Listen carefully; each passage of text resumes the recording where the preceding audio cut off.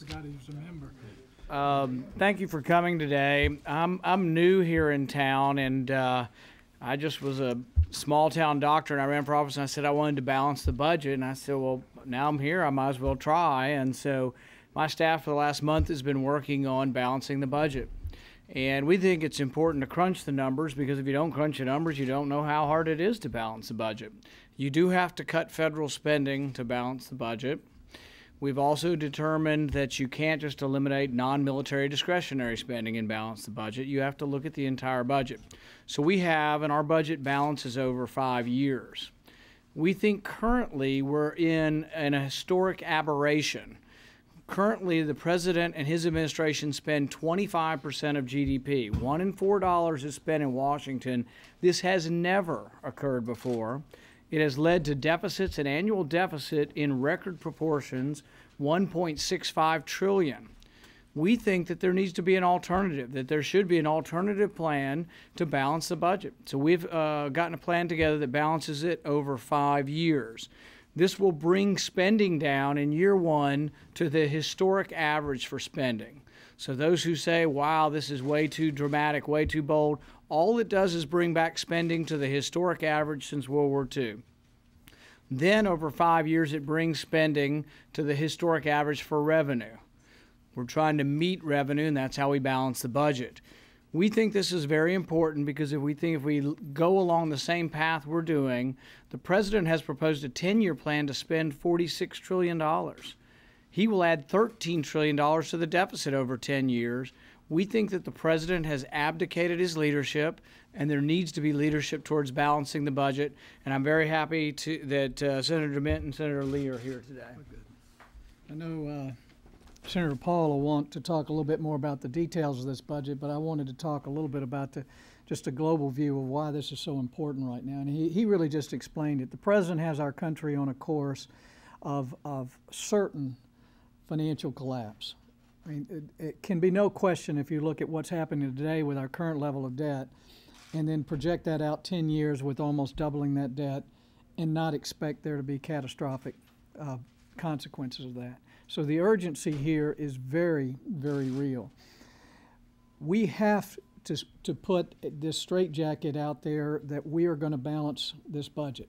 And Senator Paul has been the leader so far in this. He's put a proposal on the table that I'm going to support that will balance the budget in 5 years. But we can't balance the budget just by cutting things at the federal level. We have to balance the budget by letting things go. And you'll see that in his budget as you get into the details, that there are functions and departments here at the federal level that need to be devolved to the states. So part of balancing the budget is restructuring and devolving federal functions back to the states, local communities, and to people where they can actually work. We have got to take our deficit situation seriously. The debate in Congress right now is not serious. One day this week it was reported that we added over $70 billion to our debt. One day this week. In February, $230 billion borrowed in 1 month. And we're talking about arguing with the president, who has proposed cutting $6 billion, which appears to be what the average is that we're borrowing every day. So far we have not gotten the president, the leadership on the Democrat side here in the Senate, even at the table talking about anything reasonable. What we're looking at here is a way to balance the budget in 5 years. I don't know that I agree with every particular thing in here, but I do know that I agree that one of our top national priorities must be to balance the budget. And I commend Senator Paul for this, his leadership, his willingness to be outspoken, and to bring this to the table before the break so that Americans will have a chance to know there's at least one option on the table to balance the budget. Senator Lee? I too want to thank Senator Paul for his leadership on this issue. He is the first one to propose a 5-year budget balancing plan. Now, this may come as a complete shock to some, but there may be some in this town who will disagree with the manner in which we're proposing moving toward a balanced budget over a 5-year period. That's fine. That's understandable. That's what this town is about, is disagreement and offering different plans. But to those who may disagree with it, to those who might want to attack it, I would ask that they come up with their own 5-year plan. The American people deserve to have a robust, serious discussion about how we get to a budget that balances within 5 years. I think a decade is too long, and I certainly think anything over that is way too long. If we wait till the end of this decade before doing this, we're going to continue accumulating debt at a rate that will require us to pay roughly $1 trillion every year just in interest on our national debt. That's more than we currently spend on Social Security in an entire year. It's more than we currently spend on Medicare and Medicaid combined in an entire year. It's a lot more than we currently spend on national defense in an entire year. So every one of these programs, every one of these functions of the federal government could be threatened, could be placed in grave jeopardy if we don't take aggressive action now. Now, I also want to make clear that when we make cuts, when we propose cuts, it doesn't necessarily mean that the programs or that the funds proposed to be cut or reduced aren't good programs, aren't good government functions. It doesn't mean that they're not benefiting someone somewhere. But the question we have to ask ourselves is, how long can we afford spending money that we don't have? How long can we afford to mortgage the future of unborn generations, of future generations of Americans, our unborn children and grandchildren? I think the time is running out on us. I think we can't do this anymore, and so I applaud Senator Paul for doing this and join Senator DeMint in supporting this proposal. Thank you. I'm more than willing to take any questions at this time, or for myself or Senator Lee. Yes. Two questions. What have you run this by the Republican leadership, or what's been their initial read, and what happens now that it's out? What's the next steps? Well, I think most of the Republican caucus has seen this, and I don't think it's made distribution to both parties yet, but I think most of the Republican caucus has seen this. Like any other budget plan, it's a little bit unusual for individual senators to have their own budget plan, I would say. But I think that we wanted to crunch the numbers to see and to show what it would be like. Also, I think credibility is gained by saying where you would actually cut things if you were to balance the budget. Most of our caucus, in fact, probably 100% of our caucus is for a balanced budget amendment. But my point in bringing this forward is we need to now then describe how we would actually balance the budget. And it is difficult, and I agree with Mike. There's an argument for every federal program up here. Many are for humanitarian reasons. I mean, I see people every day who want money, and it's for good reasons. Nobody's coming up here asking me for money that's not for a good reason. But the alternative is that we get into a point of financial disaster where nobody gets any money. It's my whole point is we have to fix these programs, fix our financial problem before it gets to the point where really nobody gets anything from federal government anymore. So what happens after? That was the other half of my question. What now that it's out, what are you going to do? We'll keep talking it up. And the thing is, I've also told members of the caucus, if there are parts of it that you can't live with, but you want to still try to balance the budget in 5 years like I do, tell me where to change it. I'm more than willing to say we can cut here but not here if people are willing to work with us. But I think it needs to be out there as a proposal. We have several members who are interested in the House, and I won't be surprised if within a week or so that this is also introduced by a group in the House. If I could just add one quick thing to that. You note that it's unusual for just a few individual senators to be coming forward with this. That's true. But it's also unusual to have an annual deficit approaching $1.7 trillion. And it's unusual when we're facing a budget crisis like this one to have radio silence from the president. We need presidential leadership on this. We haven't had that yet, and somebody's got to come forward. And I'm glad that Senator Paul had the courage to do so. Do you think you'll have any more luck at overcoming some of the resistance? I mean, even just simple ideas like you talk about means testing commodity payments. That's actually something the Obama administration has put some feelers out toward doing with, I think, no results yet.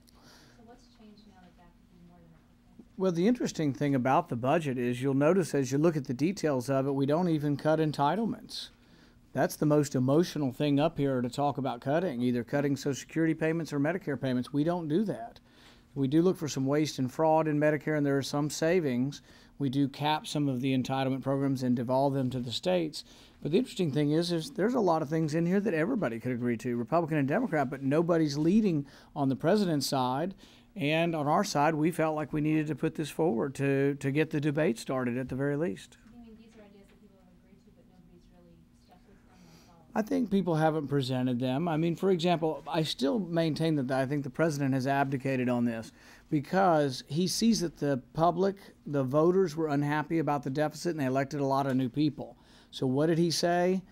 In his State of the Union, he made it sound like he was interested in our concerns by saying he was going to freeze spending on this much of the budget.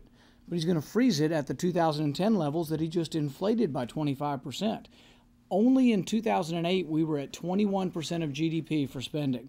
We went from 21% of GDP to 25% in the space of 2 years, and then he tells us he's going to freeze spending at the inflated levels.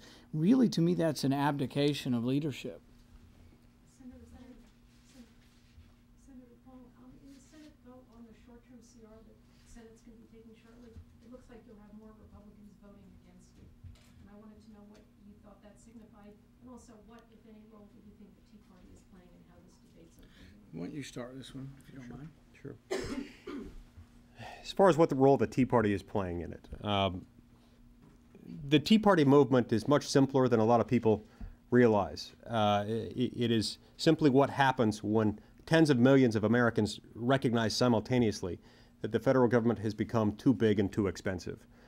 And it's that very sentiment that is motivating my vote, and I suspect it's motivating Rand's vote and several of the others who are voting with us on this. Look, when we're accumulating new debt at a rate approaching $1.7 trillion a year, I think we need to do more than just trim a little bit around the edges. It's as though we're in the final seconds of a football game, we're 5 points down on our own 1 yard line, and we decide to run a play that we know isn't going to gain us more than a yard or two. I don't think that's the right play to call right there, and I think we need more aggressive action than what this CR calls for. Senator Lee, on the balanced budget amendment that was supposed to be introduced today, what happened between yesterday and today in order for that press conference to be postponed? And how much support do you think you'll be able to get? Will all of the Republican senators? I do believe we'll be able to get all the Republicans on board. There was some disagreement as to the timing, as to what the proper sequence of announcing the budget amendment would be, and we wanted to get that agreement resolved. There are a lot of things happening right now. I think there were some people who probably sensed that we could find a better moment to release it. And but yeah, it is not a substantive disagreement as to the need for a balanced budget amendment. It was an issue mostly related to timing. And I'm unfortunately going to have to step out. All right. Thanks for coming. Thank you. Thank you very much. Can you talk about your feelings about a government shutdown? Is it a worthwhile idea? Well, I don't think anybody wants a government shutdown, myself included. I think that what's always disturbed me about the way it's set up is that it's always an either-or situation, that it's either you spend what level we want to spend or the government shuts down. And some on the other side, I think, actually promote the idea because they think they're then going to try to pin it on Republicans. But I've been promoting the fact, and Senator Toomey has also promoted this, that, for example, on the debt ceiling, there's no reason why we couldn't instruct the Treasury to pay the interest on the debt out of revenue. You know, revenue covers about 70% of our expenses. Why couldn't the Treasury pay interest and we would not have to raise the debt ceiling precipitously ever? You know? But if you vote, are you going to vote against the CR in a little while? Yes. So, therefore, if the CR doesn't pass, the government shuts down. Is that acceptable? Yeah, but I don't think that's necessarily, you can interpret that my vote is to shut it down. My vote is to cut more spending. And the point I have that I think is most important in this is that the president's proposal would be a $1.6 trillion deficit for 1 year. That to me is unacceptable, and I think the voters in my state didn't vote for me to vote for $1.6 trillion in 1 year. But on the same token, they didn't vote for me to support a $1.5 trillion deficit, which is what the Republican proposal is. If you only cut $61 billion, in fact, there's a chart that we have that we've been displaying, and I don't think we have it with us today, but spending as a percentage of gross domestic product doesn't go down with either cut. The trajectory is still upwards for spending with the Republican cut or the Democrat cut. In fact, they don't really change the trajectory of what's going on, and I think you have to dramatically do that or you face serious problems. Senator, Senator, two questions, please. fellow senators endorse your budget proposals? Just Mr. Lee and We have 3, and we have quite a few that are coming up and would support it, but still want to talk about some of the details of it. And I suspect we will get more, and that we'll have at least a nucleus within the caucus that does support it. at this point, yourself, Mr. Lee. Yes. Second question, last night, Harry Reid was on MSNBC, and he predicted that he said he believes the Tea Party is short-lived. He says he thinks I think. a lot of people will be either out in a couple of years, out of Washington, Yeah. move to the left. I think Senator Reid, I'm not sure he's been to a Tea Party. He needs to come to a Tea Party. We'll introduce him to a few folks, and then he can make a better decision on that. Sir, in this proposal, you want to eliminate the Department of Education. Other than Pell Grants, do you continue any federal education funding? The vast majority of everything else is either eliminated or what's left is transferred, and it's really primarily the Pell Grants that's transferred over to another department. We really think that education should be primarily a state and local function, and really had no constitutional bearing for bringing education to Washington. There's no objective evidence that federal spending on education has improved education.